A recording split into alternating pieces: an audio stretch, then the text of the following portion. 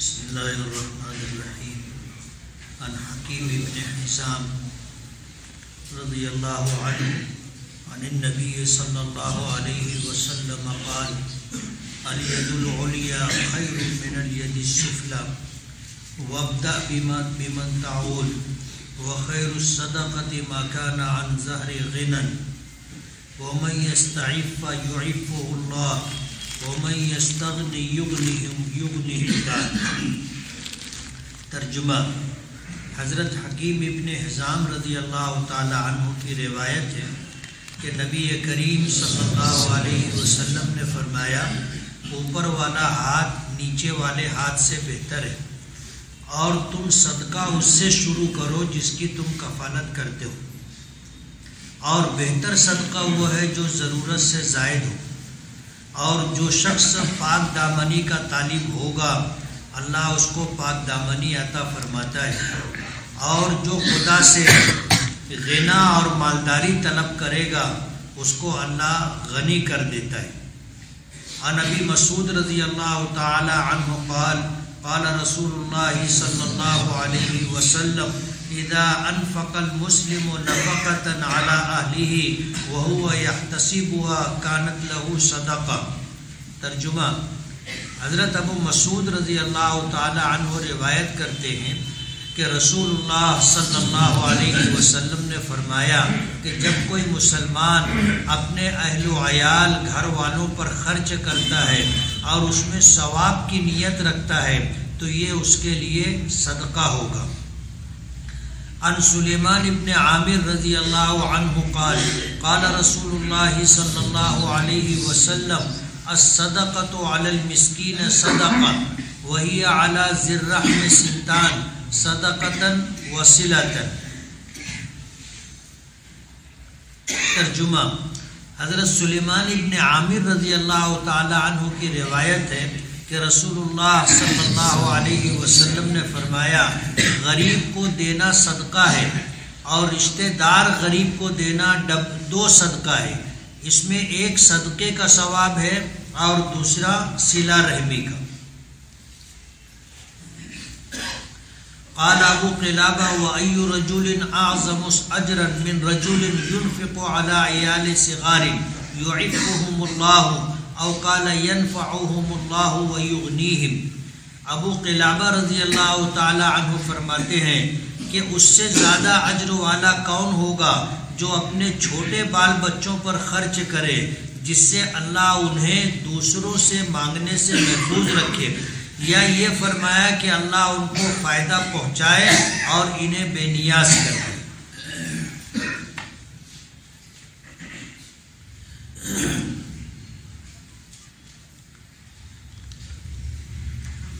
پانچ حدیثیں میں نے پڑھی اور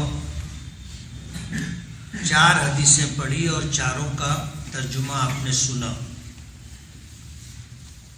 قرآن کریم کی آیت لیس البر ان تولوا وجوہکم قبل المشرق والمغرب، اس آیت کو بنیاد بنا کر کے صاحب کتاب نے یہ کتاب مرتب کی اور وآت المال علی حبہ ذوی القربى کہ مال کی محبت کے باوجود آدمی مال اپنے رشتہ داروں پر خرچ کرے، یہ بھی اللہ کے نزدیک بہت بڑی نیکی. اس کے ضمن میں قرآن کریم کی آیت اور نبی کریم صلی اللہ علیہ وسلم کی ایک حدیث مبارک پچھلے ہفتے ہم نے پڑھی تھی اور اس کی وضاحت کی تھی. ابھی 4 حدیثیں پڑھی ہیں. پہلی حدیث یہ ہے، اس کا پہلا جملہ یہ ہے کہ الید العلیا خیر من الید السفلی، کہ دینے والا ہاتھ یعنی اوپر والا ہاتھ لینے والے ہاتھ یعنی نیچے والے ہاتھ سے بہتر ہوتا ہے. اوپر والے ہاتھ سے مراد دینے والا ہاتھ اور نیچے والے ہاتھ سے مراد لینے والا ہاتھ. ظاہر بات ہے مانگنا اگر اللہ تعالیٰ سے ہو تو یہ اللہ کو بہت پسند ہے. اللہ نے اس کا حکم دیا ہے اور نبی کریم صلی اللہ علیہ وسلم اعظم کا مسنون عمل ہے دعا کرنا. تو اللہ سے مانگنا بہت پسندیدہ عمل ہے، لیکن آدمی عام طور پر اس میں کوتاہی کرتا ہے کہ اللہ سے مانگنے سے گریز کرتا ہے، یا غفلت اور کوتاہی میں اللہ سے نہیں مانگتا، اور جب ضرورت میں مبتلا ہوتا ہے یا پریشان ہوتا ہے تو بجائے اللہ سے مانگنے کے وہ مخلوقات میں اپنی امید پوری ہو جائے اس پر غور کرتا ہے، اور جس سے اس کو امید ہوتی ہے اس سے جا کر کے مانگتا ہے. جبکہ نبی کریم صلی اللہ علیہ وسلم نے فرمایا کہ آدمی کو اگر کوئی ضرورت پیش آئے تو وہ پہلے اللہ سے مانگے، اللہ سے مانگے. اور یہ بھی فرمایا کہ اگر جوتے کا تسمہ ٹوٹ جائے، یعنی جوتا پہنا جاتا ہے اور جو ڈوری جوتا پیروں پر مضبوطی سے جمع رہے، اس ڈوری کے متعلق فرمایا کہ اگر یہ ڈوری ٹوٹ جائے تو پہلے اللہ سے مانگے، اس کے بعد خریدنے کے لیے گھر سے نکلے. آپ غور کرو گے تو ہم لوگ اللہ سے مانگنے کے سلسلے میں بہت کوتاہی میں مبتلا ہے. اب ظاہر بات ہے ہماری ضرورتیں دو طرح پوری ہو سکتی. ہمیں اگر کوئی ضرورت پیش آئے اور ضرورت پیش آنے پر ہم یا تو وہ اپنی ضرورت خرید کر کے پوری کریں گے یا کسی سے مانگ کر کے اپنی ضرورت پوری کریں گے. اگر ہمارے پاس خریدنے کی طاقت ہوگی تو ہم خریدیں گے، کسی سے مانگیں گے نہیں. اور اگر ہمارے پاس خریدنے کی طاقت نہیں ہے تو ہم پھر غور کرتے ہیں کہ ہم کو کسی سے مانگنا چاہیے. نبی کریم صلی اللہ علیہ وسلم کے ارشاد مبارک کو اگر سمجھا جائے تو اپنی ضرورت پیش آنے پر پہلے اللہ سے مانگنا چاہیے، خریدنے سے پہلے اور کسی سے مانگنے سے پہلے. پہلے کس سے مانگنا چاہیے؟ اور یہ کام ہم لوگ نہیں کرتے. جبکہ ہمارے بزرگوں نے، اکابرین نے یہ بات فرمائی ہے کہ اگر نمک کی بھی ضرورت ہو تو پہلے کس سے مانگنا چاہیے؟ پہلے اللہ سے مانگنا چاہیے، اس کے بعد آگے کا مرحلہ ہے. اور اس معاملے میں امت بہت زیادہ کوتاہی میں مبتلا ہے. ہم لوگ ایسا سمجھتے ہیں کہ اگر ہمارے پاس پیسہ ہے تو ہم کو کسی کی ضرورت نہیں ہے، ایسا ہم سمجھتے ہیں. جبکہ یہ ایک بہت بھیانک اور بنیادی غلطی ہے. ایسا ضروری نہیں ہے کہ پیسے سے آپ کا سب کام بن جائے گا. بسا اوقات آدمی کے پاس ضرورت سے زائد پیسہ ہوتا ہے لیکن اس کی ضرورت پوری نہیں ہوتی، پیسے سے اس کا کام نہیں بنتا. کبھی ایسا ہوتا ہے کہ خریدنے کے لیے نکلتا ہے تو وہ سامان اس کو ملتا ہی نہیں، پیسہ ہے اس کے پاس. اور کبھی ایسا ہوتا ہے کہ آدمی پیسہ ہونے کے باوجود اپنی ضرورت کی چیز خرید کے بھی لے آئے لیکن اس چیز سے اس کی ضرورت پوری نہیں ہوتی. اللہ کا ایک نظام ہے. اس لیے ہمیں اپنی کوئی بھی ضرورت ہو تو پہلے کس سے مانگنا چاہیے؟ اللہ سے مانگنا چاہیے. اور اللہ سے مانگنے کے بعد پھر آدمی آگے دیکھے کہ مجھے خریدنا ہے، پیسہ لے کر کے جاؤں یا مجھے کسی سے مانگنا ہے. یہ دوسرے مرحلے کا کام. پہلے جو کام کرنا چاہیے اللہ تعالیٰ سے مانگنے کا وہ ہم لوگ نہیں کرتے. اچھا، مانگنا بھی ایک عمل ہے جس کو دعا کہتے ہیں. اس میں ہاتھ اٹھانا نہ اٹھانا دونوں ثابت ہے. ہر دعا کے وقت ہاتھ اٹھانا ضروری نہیں. ہر دعا کے لیے ہاتھ اٹھانا ضروری نہیں ہے، یہ دعا کے آداب میں. اس لیے جب آدمی اطمینان سے دعا مانگنے کی صورت اختیار کرتا ہے تو ہاتھ اٹھا کے دعا مانگتا ہے. ورنہ عام طور پر جتنی دعائیں ہیں حضور پاک صلی اللہ علیہ وسلم سے ثابت ہے، لیکن ہر موقع پر ہاتھ اٹھانا ثابت نہیں۔ اس لیے ہمیں اگر دعا مانگنا ہو گھر سے نکلے تو اللہ سے مانگتے ہوئے نکلے کہ اللہ میں راشن خریدنے کے لیے جا رہا ہوں، دینے والا کون؟ آپ ہیں، اللہ میری یہ ضرورت پوری کر دے۔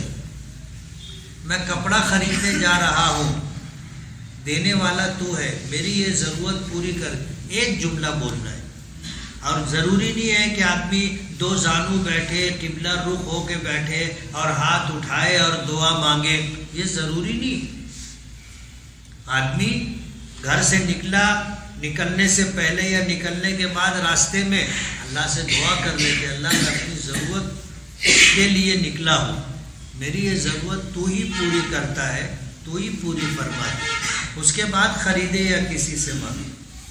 تو مانگنے کا یہ عمل اگر اللہ سے مانگا جائے تو اللہ کو بہت پسند ہے، لیکن آدمی اگر اللہ سے نہ مانگے، بندوں سے مانگے، تو اللہ کو یہ عمل پسند نہیں۔ بلکہ بعض موقع حدیثوں میں آتا ہے کہ آدمی کو اگر ضرورت نہیں تھی اور مانگا، کچھ لوگوں کی عادت ہوتی ہے، پیشہ ہوتا ہے ان کا کہ ضرورت ہے تو بھی مانگیں گے، نہیں ہے تو بھی مانگیں گے، صبح ہوئی مانگنے کے لیے نکل جاتے۔ بعض لوگوں نے اس کو پیشہ بنا لیا کہ آدمی دن بھر محنت کرے گا، 500 700 کمائے گا، آدمی اگر مانگنے کے لیے نکلا تو اتنا پیسہ تو مانگ کے بھی مل جاتا ہے۔ تو لوگوں نے اس کو پیشہ بھی بنا لیا کہ کام کرنا بند کر دیا، مانگنے کو پیشہ بنا لیا، بغیر محنت اور مشقت کے مل جاتا ہے، تو محنت کرنے کی کیا ضرورت۔ یہ عمل اللہ کو بہت ناپسند ہے۔ جب بندہ بندوں سے مانگتا ہے تو یہ چیز اللہ کو بری لگتی کہ اس کو پیدا میں نے کیا، اس کو صحت میں نے دی، اس کی ساری ضرورت میں پوری کرتا ہوں، اور یہ دوسروں سے مانگ رہا ہے۔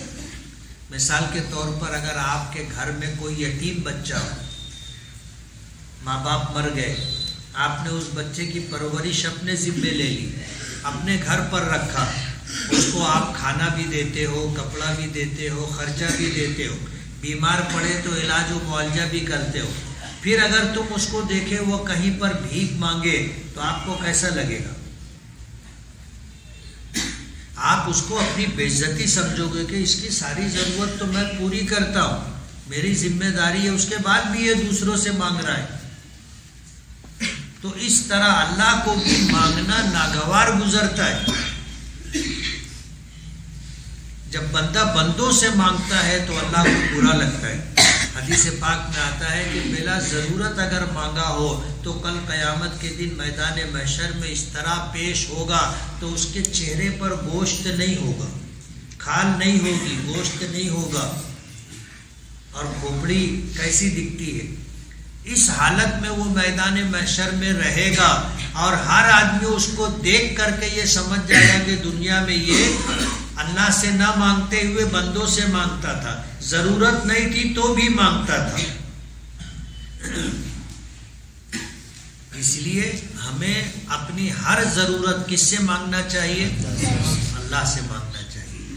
اور پھر اللہ تعالیٰ کو یہ عمل پسند ہے کہ بندہ دینے والا بنے، لینے والا نہ بنے۔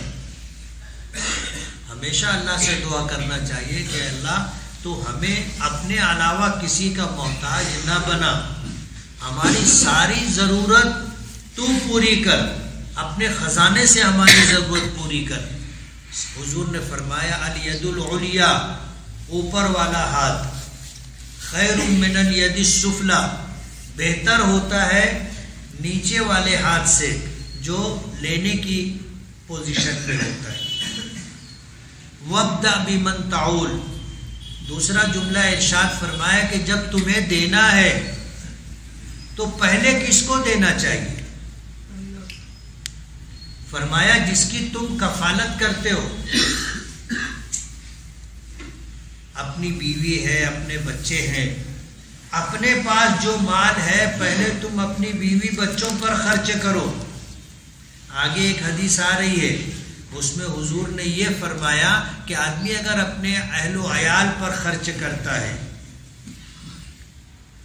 اہل و عیال پر، گھر والی پر، گھر والوں پر، چھوٹے چھوٹے بچوں پر خرچ کرتا ہے اور اس میں اللہ سے اجر اور نیکی کی امید رکھے تو اللہ اس پر بھی اجر دیتا ہے اور صدقے کا ثواب اللہ پاک کی طرف سے ملتا ہے۔ فرمایا وَابْدَأْ بِمَنْ تَعُولُ، جو تمہاری کفالت میں ہے، کفالت میں بیوی بچے ہیں، کفالت میں بسا اوقات ماں باپ بھی ہوتے ہیں، کفالت میں بسا اوقات چھوٹے بھائی بہن بھی ہوتے ہیں، جو اپنے اہل و عیال میں ہے، جو اپنی کفالت میں ہے، پہلے ان پر خرچ کرے، اور اگر اپنے پاس اس کے بعد بھی خرچ کرنے کی کیپیسٹی ہے، حیثیت ہے، تب دوسروں پر خرچ کرنا چاہیے۔ کچھ لوگ ایسے ہوتے ہیں جو اپنے اہل و عیال پر تو نہیں خرچ کرتے، دوسروں پر دل کھول کے خرچ کرتے، اللہ کو یہ بات پسند نہیں ہے۔ حضور نے فرمایا وَابْدَأْ بِمَنْ تَعُولُ، پہلے تم ان لوگوں پر خرچ کرنے کی شروعات کرو جو تمہاری کفالت میں ہے، تمہارے اہل و عیال میں ہے۔ تیسری بات فرمائی وَخَيْرُ الصَّدَقَةِ مَا كَانَ عَنْ ظَهْرِ غِنَى، بہترین صدقہ وہ ہے جو حیثیت کے ساتھ کیا جائے۔ آپ کے پاس ہے اور اپنی ضرورت پوری کرنے کے بعد آپ کے پاس کچھ بچ رہا ہے تو آپ صدقہ کرو، یہ بہترین صدقہ ہے۔ اور ایسا صدقہ کہ تمہارے پاس تمہاری ضرورت کے بقدر ہی مال تھا یا اس سے کم تھا، اب اگر تم وہ صدقہ تم دوسروں کو کر دو گے تو تم خود محتاج ہو جاؤ گے اور تمہیں مانگنے کی نوبت آ جائے گی۔ ظاہر بات ہے جب تمہاری ضرورت پوری نہیں ہوگی تو تم مانگنے پر مجبور ہو جاؤ گے۔ فرمایا بہترین صدقہ وہ ہے کہ جو اپنی ضرورت پوری کرنے کے بقدر مال ہے اس سے زیادہ جو ہے وہ تم صدقہ کرو۔ وَمَنْ يَسْتَعِفَّ يُعِفُّهُ اللَّهُ، اور جو آدمی پاک دامن رہنے کا اللہ تعالیٰ سے مطالبہ کرتا ہے کہ اللہ مجھے پاک دامنی عطا فرما، تو اللہ اس کو پاک دامنی عطا کریں گے۔ اور جو آدمی اللہ تعالیٰ سے غنا اور مالداری طلب کرے اللہ اس کو غنا اور مالداری دیتا ہے۔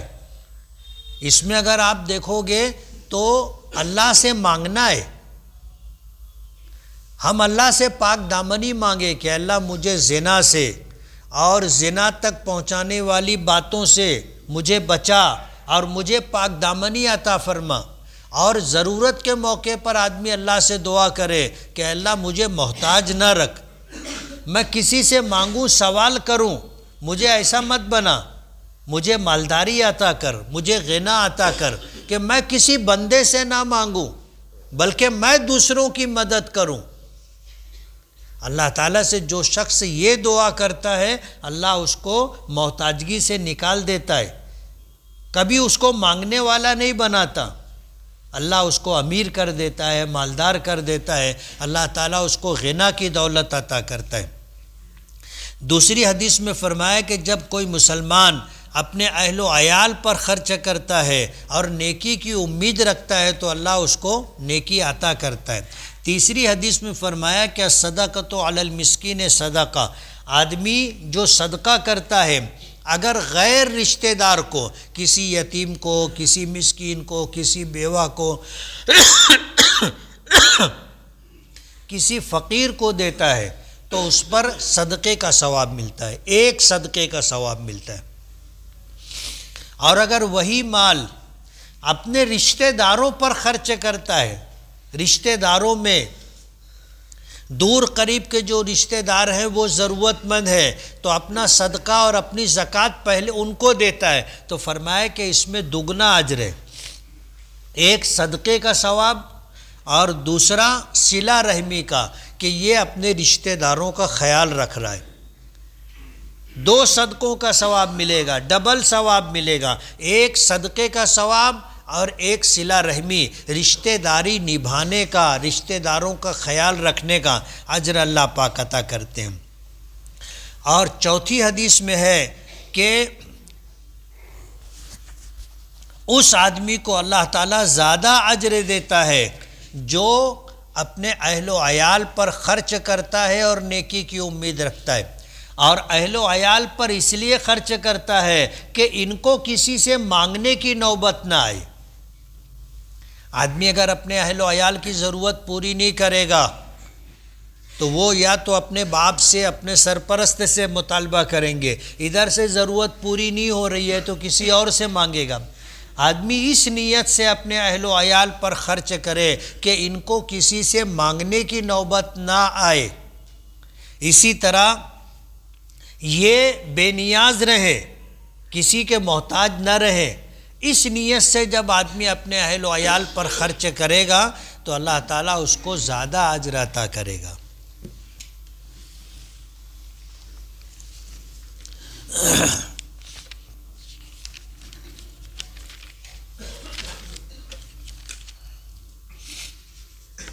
مؤذن کا کام اذان دینا ہے۔ اگر مؤذن کو اس کے علاوہ ایسا کام دیا جائے جو مسجد کے ذمہ داران کا کام ہے تو یہ کیسا ہے؟ ظاہر بات ہے اس کی متعینہ ذمہ داریوں سے زیادہ کام لیا جا رہا ہے۔ اب اس کی مجبوری ہے کہ وہ اگر نہیں کرے گا تو اس کو ہٹا دیں گے۔ اس لیے مسجد کے ذمہ داران کو چاہیے کہ جس کی جو ذمہ داری ہے اس سے اتنا ہی کام لے، اور اپنی جو ذمہ داری ہے آدمی کو خود کرنا چاہیے۔ دعائے قنوت کے بارے میں تفصیل سے سمجھائیے۔ ایک شخص کہہ رہا تھا کہ اس میں کوئی آیت ہے جس کی وجہ سے نہیں پڑھنا چاہیے دعائے قنوت۔ اس آدمی کی یہ سوچ، یہ بات غلط ہے۔ دعائے قنوت وتر کی تیسری رکعت میں پڑھی جاتی ہے۔ دعائے قنوت ایک دعا ہے، قنوت کے معنی عبادت کے آتے۔ آدمی اس میں اللہ تعالیٰ سے کہتا ہے اللہم انا نستعینک ونستغفرک، اے اللہ میں تجھ سے مدد کا طلبگار ہوں اور تجھ سے اپنی مغفرت چاہتا ہوں، ونؤمن بک، اور میں تجھ پر ایمان رکھتا ہوں، ونتوکل علیک، اور میں تجھ پر بھروسہ کرتا ہوں، تجھ پر توکل ہے،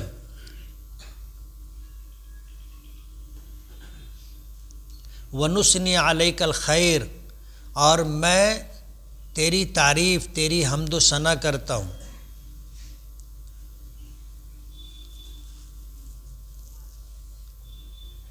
آگے چل کے آتا ہے اللہم ایاک نعبد،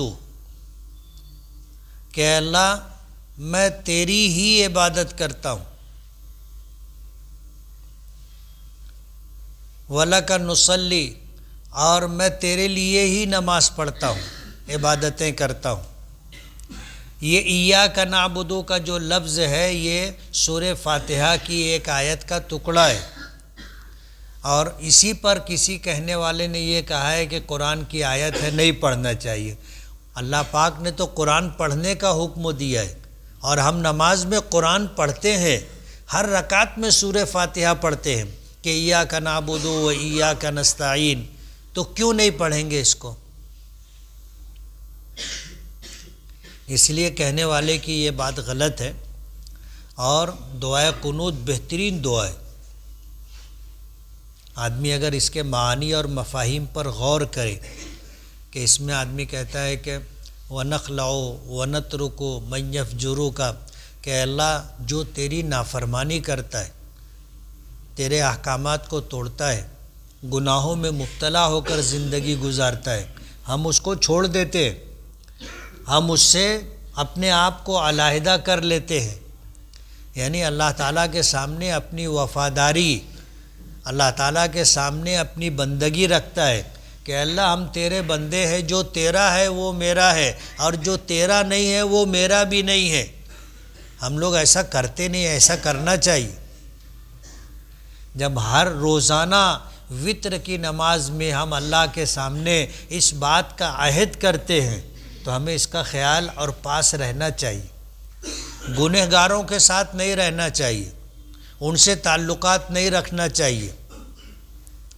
اپنے تعلقات اور دوستی کے لیے ہمیں اللہ کے نیک بندوں کا انتخاب کرنا چاہیے۔ اللہ پاک کا حکم بھی ہے کہ یا ایھا الذین آمنوا اتقوا اللہ وکونوا مع الصادقین، اے ایمان والو اللہ سے ڈرو، اللہ سے ڈر کر زندگی گزارو، وکونوا مع الصادقین، اور جو اللہ کے سچے اور نیک بندے ہیں ان کے ساتھ رہا کرو۔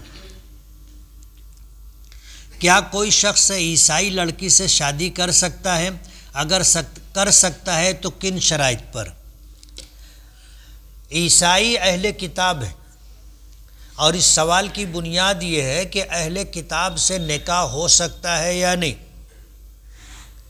جو اہل کتاب ہیں اللہ کو ایک مانتے ہوں، اللہ کے رسولوں پر نبیوں پر ایمان رکھتے ہوں اور اللہ ہی کی عبادت کرتے ہوں، ان کے ساتھ نکاح ہو سکتا ہے۔ لیکن آج کی جو اہل کتاب ہے، یہود و نصارہ، عیسائی، یہ صرف اللہ کی عبادت نہیں کرتے۔ عیسائی جو ہیں اللہ تعالیٰ کو اللہ کی بھی عبادت کرتے ہیں اور حضرت مریم کو اللہ کی بیوی مانتے ہیں اور حضرت عیسیٰ کو اللہ کا بیٹا مانتے ہیں، اور یہ ان کا تثلیث کا عقیدہ ہے کہ یہ تینوں شوہر، بیوی اور بیٹا، تین شخصیت ہے، تینوں کی عبادت کریں گے، اور وہ کہتے ہیں کہ یہ تینوں ملا کر کے ایک ہے۔ ایسا کیسے ہوگا؟ تین ہے اور ایک ہے۔ جو ایک ہے وہ تین ہو سکتا ہے، اور جو تین ہے وہ ایک ہو سکتا ہے۔ یہ ان کا عقیدہ تثلیث ہے، اور آج کے موجودہ عیسائی اسی عقیدے کو مانتے ہیں، اس لیے اس سے نکاح نہیں ہو، عیسائی سے نکاح نہیں ہو سکتا۔ برادران وطن غیر مسلموں کے یہاں شادی ہوتی ہے تو لڑکی کو منگل سوتر پہناتے ہیں۔ پوچھنا یہ ہے کہ کیا مسلم سماج کی لڑکیاں شادی کے بعد منگل سوتر پہن سکتی ہیں؟ نہیں پہننا چاہیے۔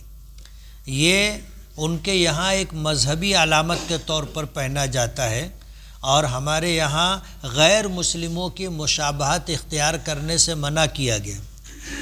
رات میں سوتے وقت کپڑا بدل کر سونا سنت ہے کیا؟ اور اگر ہاں تو کس طرح کا کپڑا پہن کر سونا سنت ہے؟ مسئلہ یہ ہے کہ نبی کریم صلی اللہ علیہ وسلم نے زندگی کس طرح گزاری ہے، آپ اگر غور کرو گے تو آپ کو احساس ہوگا کہ ایسی غربت تھی، جیسا پچھلے ہفتے بتایا تھا کہ ایک دن میں 2 وقت پیٹ بھر کھانا نہیں ملتا تھا، آپ کے دسترخوان پر 2 سالن نہیں ہوتے تھے۔ یہی حال کپڑوں کا تھا۔ امہات المومنین فرماتی ہیں کہ ہم نے حضور کا کپڑا کبھی تہہ کر کے نہیں رکھا۔ اب ظاہر بات ہے 2 جوڑا ہوگا، 3 4 25 50 جوڑے ہوں گے تو آدمی استری کر کے تہہ کر کے سجا کے رکھتا ہے۔ امہات المومنین فرماتی ہیں کہ ہم نے کبھی حضور کا کپڑا تہہ کر کے نہیں رکھا۔ یہ حالت تھی۔ تو رات کو آپ مستقل سونے کے لیے کوئی کپڑا رکھتے ہوں، ایسا نہیں ہے، جس کو ہم لوگ نائٹ ڈریس کہتے ہیں، یہ سنت نہیں ہے۔ اور یہ بھی سنت نہیں ہے کہ دن کا کپڑا رات میں نہیں پہننا چاہیے اور وہ کپڑا پہن کر نہیں سو سکتے، ایسا نہیں۔ اللہ نے اگر آپ کو حیثیت دی ہے تو آپ رات کو سوتے وقت ایسا کوئی کپڑا پہن کر کے سو سکتے ہیں جس میں آپ کو راحت ملے، آپ کی ستر پوشی بھی ہو، آپ کے جسم کو راحت ملے، ایسا کپڑا پہن سکتے ہیں، لیکن یہ سنت نہیں ہے۔ اور یہ بھی سنت نہیں ہے کہ دن میں جو کپڑا آپ نے پہنا ہے وہ رات میں نہیں پہن سکتے، ایسا نہیں۔ زید کے رشتہ دار میں میت ہوئی، وہاں سے بھاتی کا کھانا بچ کر آیا تھا، تو کیا زید کے گھر والے یہ کھانا کھا سکتے ہیں؟ کیا کھا سکتے ہیں؟ بھاتی کا مسئلہ ایسا ہے، ہمارے یہاں جو چلن ہے وہ عین شریعت کے مزاج کے مطابق نہیں۔ بھاتی کا کھانا ان کے لیے ہے جو میت کے گھر کے لوگ ہوں اور غم میں مبتلا ہوں۔ پورے خاندان کے لیے بھاتی نہیں ہوتی۔ حضرت جعفر طیار رضی اللہ تعالیٰ عنہ حضور کے بھائی تھے، ان کی شہادت کی خبر آئی تو گھر والوں کا بہت زیادہ برا حال تھا۔ حضور نے ان کو تسلی دینے کے لیے بھی لوگوں کو بھیجا اور آپ خود بھی تشریف لے گئے، اور آپ نے لوگوں کو حکم دیا کہ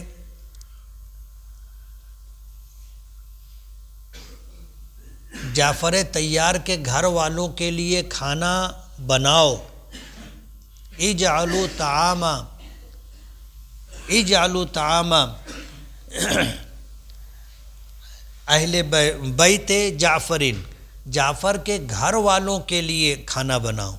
اسی لیے علماء اور فقہاء نے لکھا ہے کہ جس شخص کا انتقال ہوا ہے اس کا کھانا جس چولہے پر پکتا تھا، اس چولہے پر جتنے لوگوں کا کھانا پکتا ہے اتنے لوگوں کو بھاتی کھانا چاہیے۔ ہمارے یہاں تو 1 پائلی 2 پائلی 3 پائلی 4 پائلی کھانا بنتا ہے۔ جن کو غم بالکل نہیں ہوتا وہ بھی وہاں کھانے کے لیے پہنچتے ہیں۔ یہی وجہ ہے کہ آئے دن اس طرح کی باتیں سامنے آتی ہے کہ بولتے یار گوشت دینا، کھانا کھانے بیٹھتے گوشت مانگتے، اچار مانگتے، پیاز مانگتے، پاپڑ مانگتے۔ ایسا نہیں ہونا چاہیے۔ اس لیے اگر بھاتی کے لیے آپ کو بلایا گیا کہ آؤ بھاتی کھانے کے لیے تو معذرت کر لینا چاہیے۔ بھاتی کس کا حق ہے؟ جو میت کے گھر والے جو غم میں مبتلا ہیں اور وہ کھانا نہیں بنائیں گے، اس لیے ہم ان کا کھانا بنا کر کے دینے کا حکم ہے۔ اور اگر وہ لوگ کہیں سے پکوا کے منگا لیتے ہیں تو ظاہر بات ہے وہ کر سکتے ہیں ایسا۔ اس لیے بھاتی مختصر ہونی چاہیے۔ لیکن اگر جن کے یہاں بھاتی آئی تھی اور ضرورت سے زائد آ گئی تو کھانا بنانے والے، بھاتی بنانے والوں نے کھانا بنا کے ان کے گھر پہنچا دیا، ان کو دے دیا۔ اب کھانے کے بعد جو کھانا بچا ہے وہ کسی غریب کو، کسی ضرورت مند کو، مستحق کو دینا چاہیں یا کسی اپنے رشتہ دار کے یہاں دینا چاہیں تو دے سکتے ہیں، اور اگر آیا ہے تو اپنے کھا بھی سکتے ہیں۔ بغیر مانگے آیا ہے نا، کہ مانگا گیا تھا، اور بغیر مانگے اگر آ جائے تو کھا سکتے ہیں۔ زید کم عمر ہے، اب اس کو منہ زیر ناف آنے لگے ہیں، پہلی مرتبہ منہ زیر ناف صاف کرے گا۔ بال گھنے ہو جائیں تو کاٹنا شروع کرے، یا کم گھنا بال ہونے پر بھی کاٹنا شروع کر دے۔ اگر آ گئے ہیں بال تو 40 دن کے اندر اندر اس کو کاٹ لینا چاہیے، گھنے ہونے کا انتظار نہ کرے، نہیں تو کل بولیں گے کہ لمبا ہو جائے تو کاٹیں۔ ایسا نہیں، بہتر یہ ہے کہ ہر جمعہ جب ہم جمعہ کے غسل کا اہتمام کرتے ہیں تو بغل کے بال، منہ زیر ناف ہر جمعہ صاف کرنا چاہیے۔ زید صبح سو کر اٹھا تو کپڑے پر تھوڑا سا داغ لگا تھا، اب اسے پتہ نہیں کہ یہ داغ منی کا ہے یا مزی کا ہے، تو کیا کرے؟ شک دور کر لینا چاہیے۔ اب جب اپنے کو پتہ نہیں ہے کہ یہ منی ہے یا مزی ہے، ہم اگر اس کو منی نہ مانے، غسل نہ کریں، تو ظاہر بات ہے ہمیں یہ شک رہے گا کہ کہیں اگر منی خارج ہوئی تو غسل واجب ہو گیا تھا، عبادت ہوئی کہ نہیں ہوئی، شک رہے گا۔ شک نہیں رہنا چاہیے، وہ راستہ اختیار کرنا چاہیے جس سے شک ختم ہو جائے۔ اور مزی بھی ناپاک ہے، فرق اتنا ہے کہ مزی کے خارج ہونے سے غسل واجب نہیں ہوتا، لیکن اگر مزی بدن پر یا کپڑے پر لگ گئی ہو تو پاکی کے لیے دھونا ضروری ہے۔ محمد علی نام رکھنا کیسا ہے اور اس نام کا مطلب کیا ہے؟ محمد کے معنی وہ شخص جس کی تعریف کی جائے، اور علی کے معنی بلند مرتبے والا۔ نام رکھ سکتے ہیں۔ محمد نام رکھنے کا تو باقاعدہ حدیث پاک میں تذکرہ ہے اور اس کی فضیلت ہے۔ یہی وجہ ہے کہ مسلمان اپنے نام کے ساتھ محمد یا احمد ضرور لگاتے ہیں۔ جیسے میرا نام اسماعیل ہے لیکن نام محمد اسماعیل۔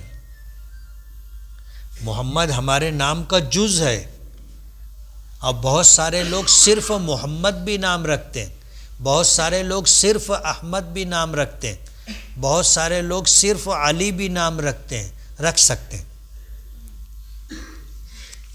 حضرت علی رضی اللہ عنہ اور حضرت معاویہ رضی اللہ عنہ کے درمیان جنگ ہوئی تھی، اس کی وجہ کیا تھی تفصیل سے بتائیں۔ صحابہ کرام رضوان اللہ تعالی علیہ مجمعین کے درمیان جو آپس میں جنگ ہوئی اس کو مشاجرات صحابہ کہتے ہیں۔ صحابہ کی آپس کی جنگیں، اس پر گفتگو کرنے سے منع کیا گیا ہے۔ علماء کے نزدیک یہ پسندیدہ بات نہیں ہے۔ وجہ اس کی یہ ہے کہ جب دو صحابی کے درمیان اگر کوئی ایسی بات پیش آئی جس کو ہم جھگڑا کہہ سکتے ہیں، تو میں کہہ سکتے ہیں، بحث و مباحثہ کہہ سکتے ہیں، اگر اس پر ہم گفتگو کریں گے تو سننے والوں کا ذہن کسی ایک کی طرف جھک جائے گا اور دوسرے کی طرف سے ہٹ جائے گا۔ ہم ایک کو صحیح اور دوسرے کو غلط، ایک کو بہتر اور ایک کو برا سمجھنے لگیں گے، اور صحابہ کرام رضوان اللہ تعالی علیہ مجمعین کے متعلق اس طرح کی سوچ ہمارے لیے نقصان دہ ہے، اس لیے اس پر گفتگو کرنے سے منع کیا گیا ہے۔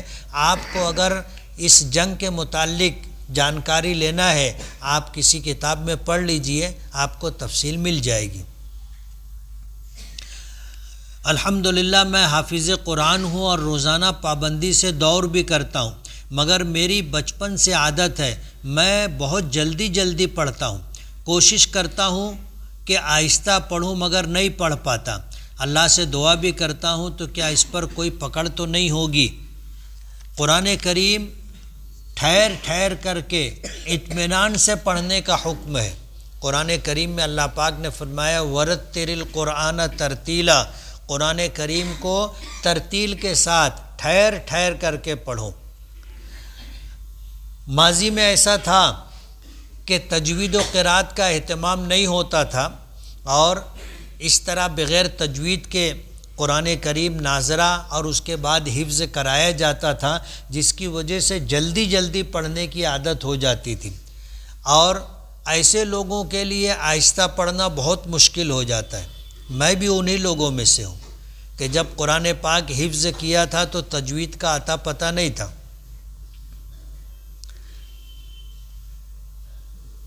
14 منٹ میں، 15 منٹ میں، 13 منٹ میں پارہ پورا ہو جاتا تھا، لیکن یہ پڑھنا ایسا ہوتا تھا تو چل میں آیا، میں چلا تو آ، بغیر تجوید کے اس طرح حفظ کر لیا تھا۔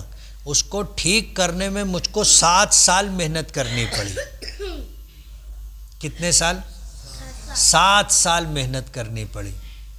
تو آپ بھی اگر محنت کرو گے تو انشاءاللہ ہو جائے گا، مگر محنت کرنی پڑے گی، بغیر محنت کے نہیں ہوگا۔ فرض نماز میں قاعدہ اخیرہ میں دعائے معصورہ کے بعد بھی کوئی دعا پڑھ سکتے ہیں؟ ہاں پڑھ سکتے ہیں، لیکن وہی دعا پڑھنی چاہیے جو معصورہ ہو۔ معصورہ کا مطلب حضور سے منقول ہو۔ جو دعائیں حضور نے مانگی ہے وہ ساری دعائیں ہم نماز میں پڑھ سکتے ہیں، صرف دعائیں معصورہ ہی نہیں، اللہم اغفر لی ولوالدی، یا اللہم انی ظلمت نفسی ظلما کثیرا، اس کے علاوہ بھی جتنی دعائیں حضور سے ثابت ہیں، منقول ہیں، وہ ساری دعا ہم نماز میں مانگ سکتے ہیں۔ زید کے دل میں کبھی کبھی اچانک غلط خیالات آتے ہیں، جس کی وجہ سے کبھی کبھی مزی خارج ہو جاتی ہے، کبھی منی بھی، یا پھر منی یا مزی کے تعلق سے سن لیتا ہوں تو مزی خارج ہو جاتی ہے، اس کا علاج بتائیں۔ یہ ایک بیماری ہے، آپ کسی حکیم سے اس کا علاج کروائیں تو علاج ہو جائے گا۔ حضرت علی رضی اللہ تعالی عنہ کو بھی یہ شکایت تھی، حضور پاک صلی اللہ علیہ وسلم سے خود تو نہیں پوچھ سکتے تھے، اس لیے دوسرے صحابہ کرام سے پوچھوایا تھا، تو حضور پاک صلی اللہ علیہ وسلم نے ایک علاج بتایا تھا کہ اپنی شرمگاہ کو عضو مخصوص کے علاوہ خصیتین کو بھی ٹھنڈے پانی سے دھوتے رہنا چاہیے، تو یہ بیماری ختم ہو جائے گی۔ اس کے علاوہ علاج بھی ہے، کسی اچھے حکیم سے آپ رجوع ہوں گے تو وہ آپ کا علاج کرے گا، انشاءاللہ شفا ملے گی۔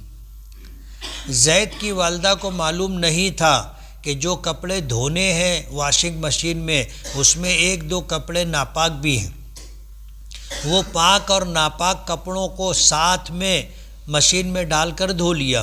ان تمام کپڑوں کو اس طرح دھویا گیا کہ پانی بھر کر کپڑا دھویا گیا، پھر پانی پھینک دیا گیا، اسی طرح 5 الگ الگ پانی کے ساتھ کپڑوں کو دھویا گیا، اس کے بعد سکھایا گیا، تو کیا تمام کپڑے پاک ہو جائیں گے؟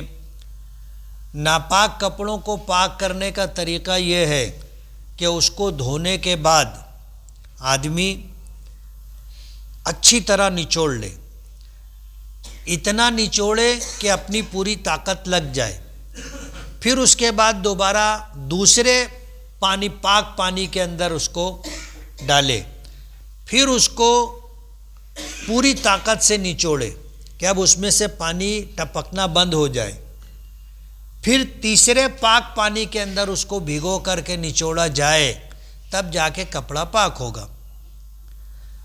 اب جو کپڑے پاک تھے، اگر ناپاک کپڑوں کے ساتھ ایک پانی میں ان کو ڈبو دیا گیا، بھگو دیا گیا، تو یہ سب کپڑا ناپاک ہو گیا۔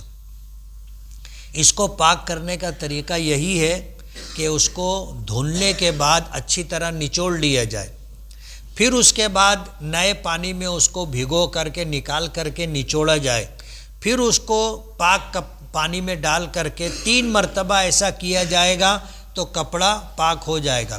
مشینیں 2 طرح کی ہوتی ہیں، ایک آٹومیٹک مشین ہوتی ہے اور ایک سادہ مشینوں میں تو ہم کو یہ عمل کرنا پڑے گا، لیکن جو مشینیں آٹومیٹک آ رہی ہے وہ دھونے کے بعد پورا پانی پھینک دیتی ہے اور کپڑا نچوڑ بھی لیتی ہے، پھر نیا پانی لیتی ہے، اس کے بعد پھر وہ پورا پانی پھینک کر کے کپڑا اس طرح ہو جاتا ہے جیسے سوکھ گیا، بہت معمولی نمی رہتی، یعنی ہم جتنی طاقت سے نچوڑتے ہیں اس سے زیادہ مشین اس کو نچوڑ دیتی ہے، پھر مشین تیسری مرتبہ پانی لیتی ہے، تو آٹومیٹک مشینوں میں تو یہ مسئلہ نہیں رہے گا۔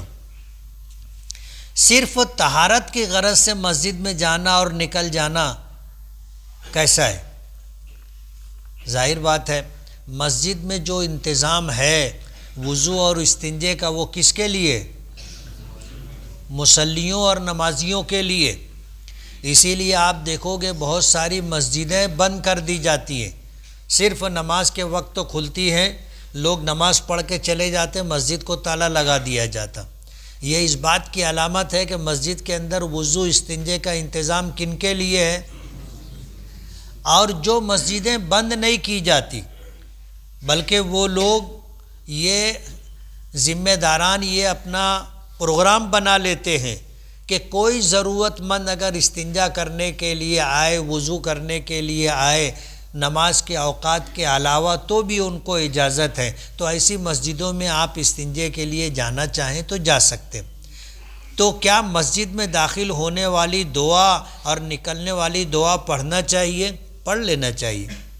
مسجد میں آئے، دعا پڑھ لیے، استنجے خانے پر گئے تو بیت الخلاء اور استنجے خانے میں جانے کی دعا پڑھ لیں، استنجا کر کے نکلنے کی دعا پڑھ لیں، پھر مسجد سے نکل رہے ہیں تو مسجد سے نکلنے کی بھی دعا پڑھ لیں۔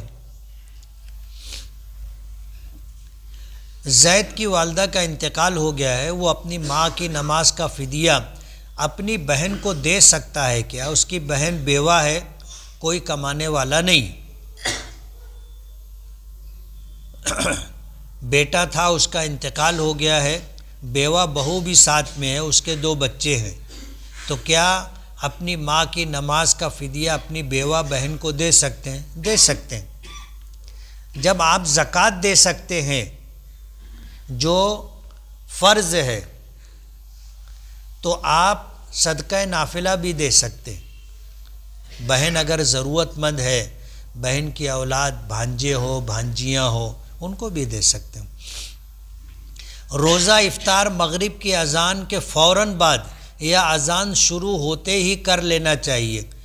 اذان ہونے کا مطلب یہ ہے کہ سورج غروب ہو گیا، سورج غروب ہو گیا، اور سورج غروب ہو گیا تو آپ روزہ افطار کر سکتے۔ اب ہمارے ہاں تو معمول یہ ہے کہ اذان بعد میں دی جاتی ہے، پہلے اعلان کر دیا جاتا ہے کہ بھائی افطاری کا وقت ہو چکا ہے، افطاری کر لیجئے، اذان کا انتظار نہیں۔ اب اگر اذان کو ہم بنیاد بنائیں گے تو جب تک اذان نہیں ہوگی جب تک روزہ نہیں کھول سکیں گے، اور یہ روزے کی جو تعریف ہے اس کے خلاف ہے، اس لیے اذان شروع ہوئی آپ روزہ کھول سکتے ہیں۔ نعمان نام کا معنی کیا ہے؟ کیا یہ نام رکھ سکتے ہیں؟ نعمان کے معنی نعمتوں والا، نعمان کے معنی انعام پانے والا، یہ نام اچھا نام ہے، رکھ سکتے ہیں اور رکھنا چاہیے۔ امام اعظم ابو حنیفہ رحمۃ اللہ علیہ کا نام بھی نعمان تھا۔ وضو میں مسح کرنے کا طریقہ کیا ہے؟ جس جگہ مسح کرنا ہے تو اس جگہ پر صرف گیلا ہاتھ پھیر لینے سے مسح ہو جائے گا، یا اس جگہ کو گیلا اور تر کرنا ضروری ہے؟ مسح نام ہے گیلا ہاتھ پھیر لینے کا، اور غسل نام ہے اعضائے وضو کو دھونے کا۔ غسل کے معنی دھونا۔ اب اگر ہم کو وضو میں چہرہ دھونے کا حکم ہے، دونوں ہاتھ کوہنیوں سمیت دھونے کا حکم ہے، دونوں پیر ٹخنوں سمیت دھونے کا حکم ہے، تو دھونے کا مطلب یہ ہے کہ اس پر اتنا پانی بہایا جائے، ڈالا جائے کہ وہ پانی اس پہ سے گزر کر کے نیچے ٹپکنے لگ جائے، یہ ہے دھونا۔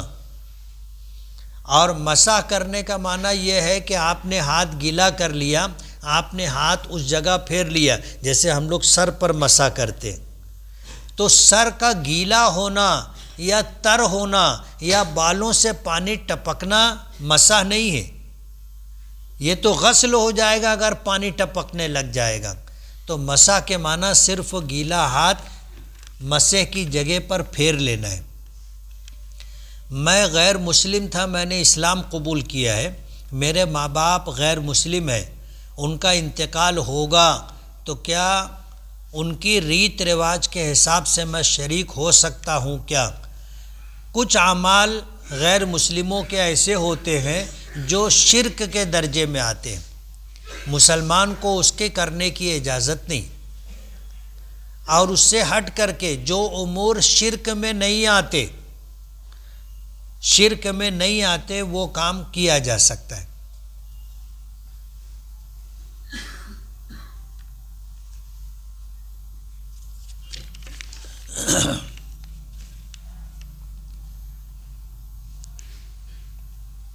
سوالات بہت بڑے لکھتے ہیں۔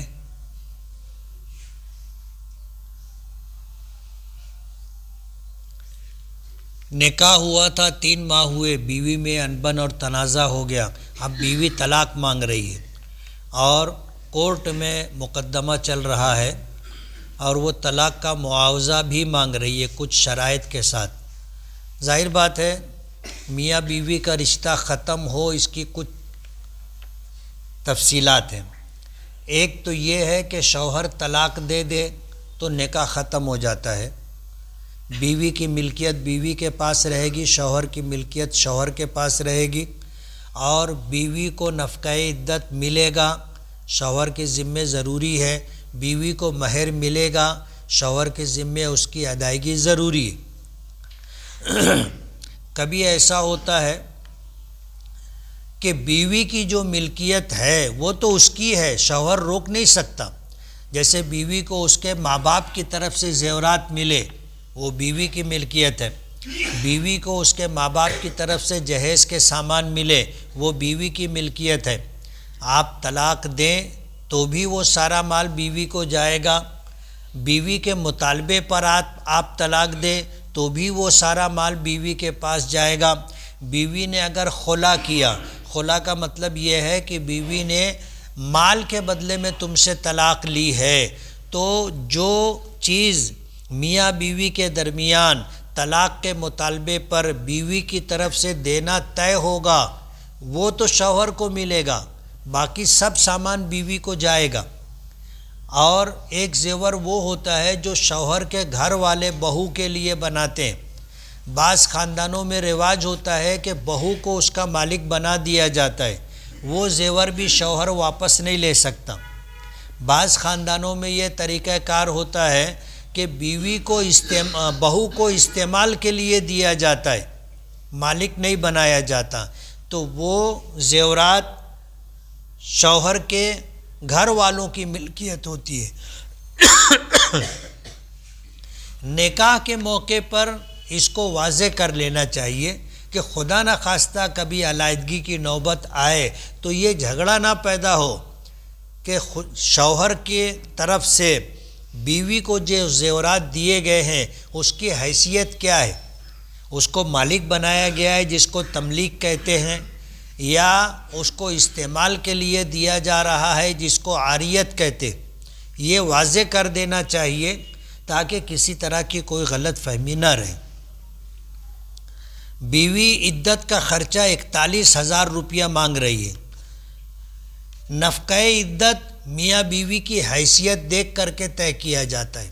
شوہر مزدور ہے تو مزدوروں والا خرچ دے گا، شوہر درمیانی کلاس کا ہے مال کی حیثیت سے تو درمیانی درجے کا نفقہ دیا جائے گا، اور اگر مالدار ہے تو پھر مالداری بھی الگ الگ رہتی ہے، اس حیثیت سے دیا جائے گا۔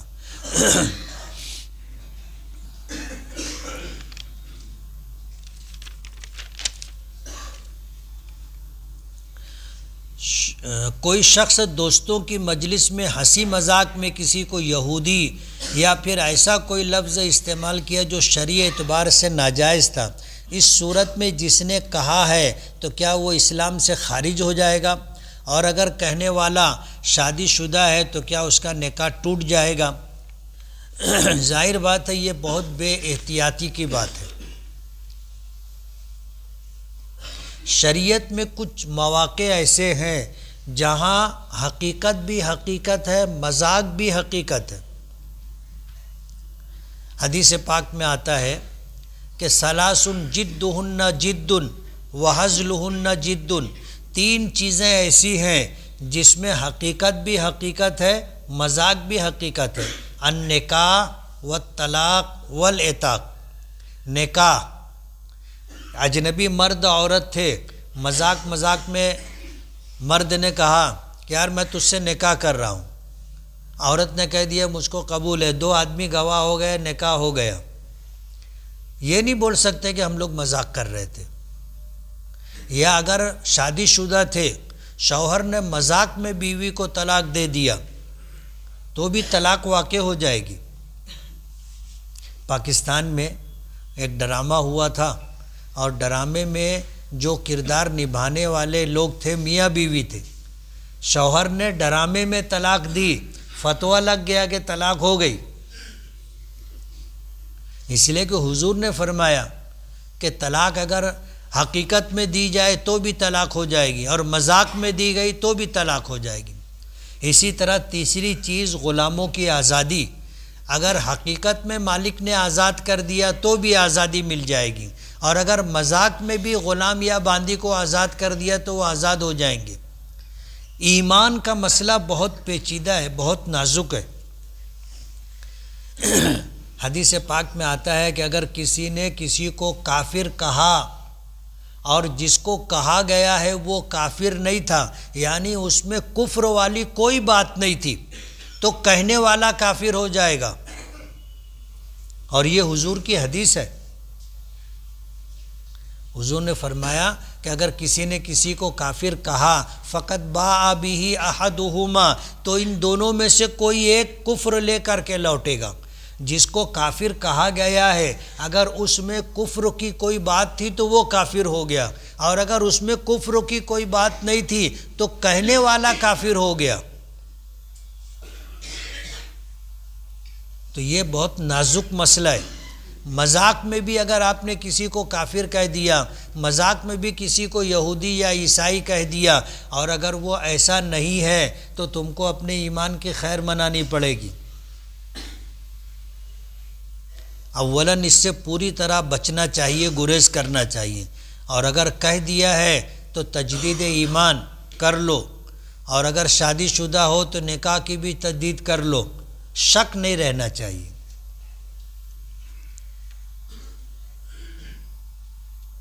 فرض نمازوں کے بعد کسی نمازی کے آگے سے ایسی صورت میں گزرنے کا ارادہ کیا کہ جو اس کے پیچھے تھا، تو اس نے اشارے سے کسی کو کہا کہ وہ وہاں پر ہاتھ رکھ دے یا پھر کوئی سترہ لگا دے، تو ایسا کرنا کیسا کر سکتے ہیں؟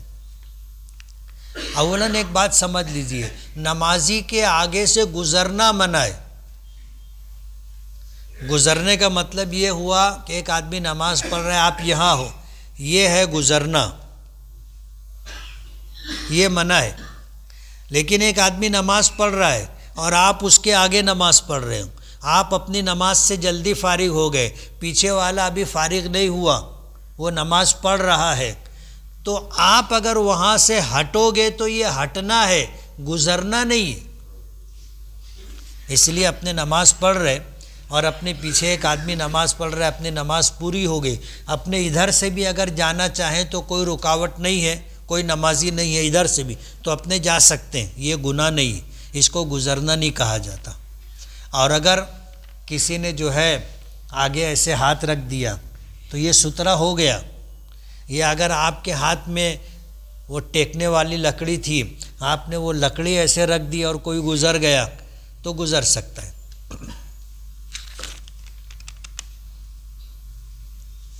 کسی نے 6 سوال لکھ کے دیے، اگلے ہفتے دینا۔ بسم اللہ الرحمن الرحیم۔